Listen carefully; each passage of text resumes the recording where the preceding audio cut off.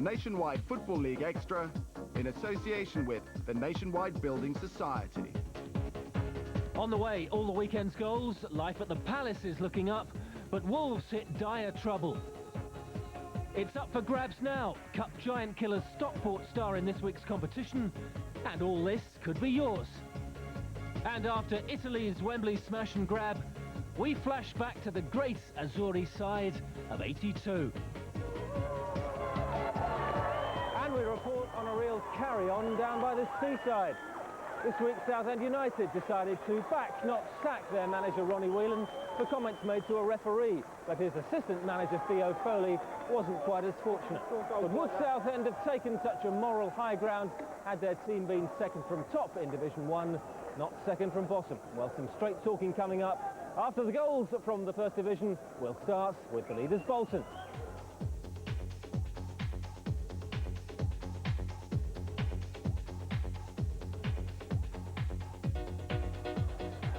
Bolton manager Colin Todd decided against signing Scottish striker Scott Booth this week. The return of Mixu Patalainen must be a factor. The Big Finn took just 4 minutes to score on his return after 9 months out injured. But Sheffield United were to match the leaders every step of the way. 3 minutes later, their Scandinavian striker Jan Åge Fjørtoft scored his first goal in United red and whites. No side in the country has been more effective than Bolton from corner kicks. Chris Fairclough was the executioner this time. But Bolton's defending at set pieces was less convincing early in the second half. Doug Hodgson won the aerial battle, and Peter Cachorro couldn't miss. The Roy of the Rovers Fairy Tale Award of the Week went to 18-year-old Kevin Nichols. The Charlton youngster made his debut at the Valley, and 54 seconds into league football, Nichols had made the toughest part of the game look easy. But it was the finish to this match that made the real headlines. Barnsley had grafted for an equaliser, and when goalkeeper Andy Pedersen miskicked, John Hendry squeezed in his 12th of the season.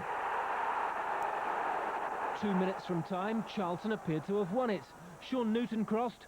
The header from Jason Lee did just cross the line. But if that was close to call, how about this in the final seconds? Pedersen fumbles the header, and Hendry's touch does take the ball over, according to referee Phil Richards. They all cooled off eventually, but that hairline decision won Barnsley what could prove to be a crucial point. The race for that second automatic promotion place is wide open again after this result. Here's Peter Brackley. Roberts. This is Viet. Again, some enterprising approach play, and a great header too from David Tuftle.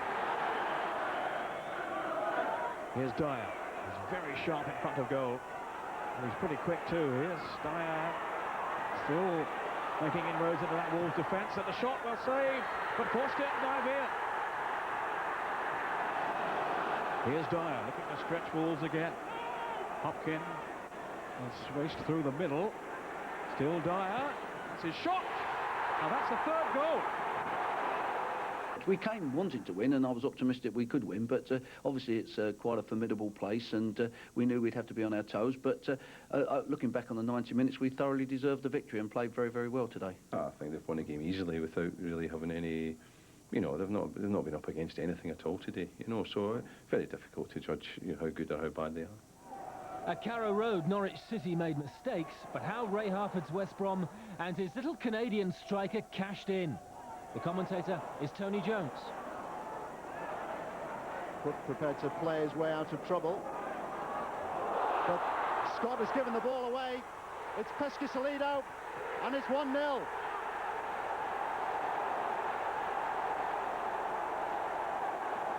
But more problems here for Norwich. It's Hunt. Came away off gun. Easy for Snakers this time.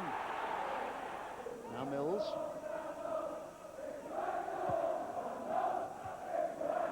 Rocastle beaten by Hamilton. Pescasolido on for Hunt this time.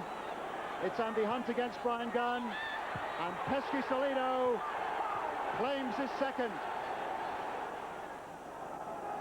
Here's Crook.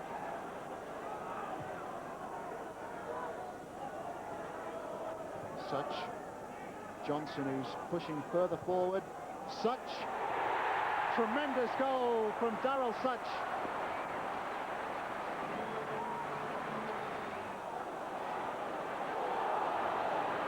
Onside, Pescasolido, he's on for his hat-trick. He's got his hat-trick. Here's Danny Mills. Eady is ahead of him. He's seen him this time. Appeals for a penalty, and Norwich have a penalty. 5 out of 5 so far this season. 6 out of 6. Neil Adams' 12th goal of the season. 6 of them from the penalty spot. Do you think the introduction of Ray Harford has made a difference there? No, not really. I mean, we got beat. In fact, he hasn't done as well, has he? He only got 4. Buckley got 5 and got the sack, so there you go. Too many draws could end up costing these two sides in their search for the top 6.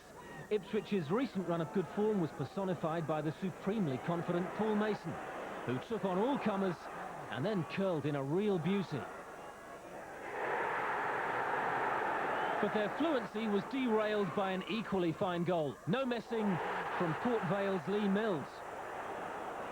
Ipswich was stunned and behind just 3 minutes later. Fullback Dean Stokes joined the attack and was clipped inside the area by Gus Uhlenbeek. Andy Porter put Vale into a lead they were rather fortunate to have. And Ipswich recovered in the second half to claim their point 20 minutes from the end, when another of their workaholic midfielders, Mick Stockwell, joined the strikers, got his lucky break and forced the ball in. Grimsby have climbed another place, although Kenny Swain would have been expecting victory from this one when his young Welsh striker John Oster created Tommy Widdrington's opener just 5 minutes in. Huddersfield smash and grabbed either side of half-time. A minute before the break, Grimsby were caught ball-watching and punished by the unmarked Marcus Stewart, back after injury. 3 minutes into the second half, and Grimsby paid for more defensive dallying. But credit to Huddersfield's Rob Edwards for his perseverance in following up his own header forward, and then for his finish. But Edwards' goal was outshone by Jack Lester, another of the bright young things Grimsby's survival now depends on. He had the swagger to tease the Huddersfield defence and the style to make it 2-2. A change of manager did not bring Oldham Athletic the much-needed change of fortune. Graham Sharp resigned last week, and Oldham looked even more lost at Oxford. Richard Graham deflected in Nigel Jempson's shot on the turn. 8 minutes later, Oldham's defending at a corner was appalling. Marco Gabbiadini flicked on, and it was defender Darren Pearce who touched in. There was brief hope for the division's bottom side. With little to lose, Graham moved up front and managed to head one back. But his foray upfield left a huge gap at the other end. And a minute from time, Jempson's quick turn gave him a free run on goal, and goalkeeper Gary Kelly stood absolutely no chance. It's Oxford's first win after 4 successive defeats. Swearing, shouting, moaning, groaning.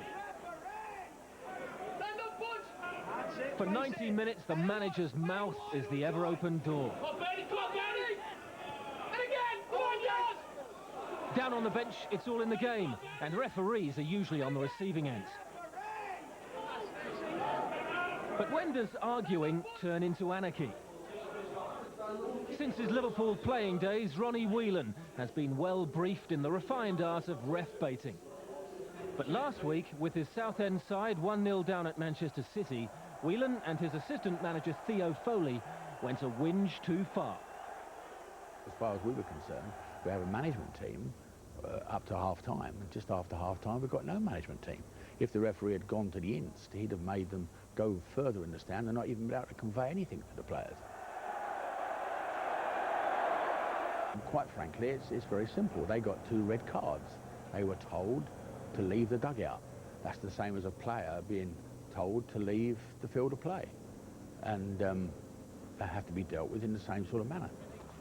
So last Monday, back in Southend, Foley was sacked for not restraining his manager, and Whelan was suspended, an extreme, unprecedented punishment which Southend say had nothing to do with their relegation form. Believe it or not, the board were taking a moral stand for the men in the middle. This particular club at this particular stage in time has said, oi, so far and no further, if you like. And I think that really ought to get applauded from the game, and the national governing body ought to look at that and say, well, if 92 clubs were doing that, maybe we wouldn't have so many cases at Lancaster Gate. If you're a player and you got booked or sent off, you get suspended. So, you know, he's part of the playing team.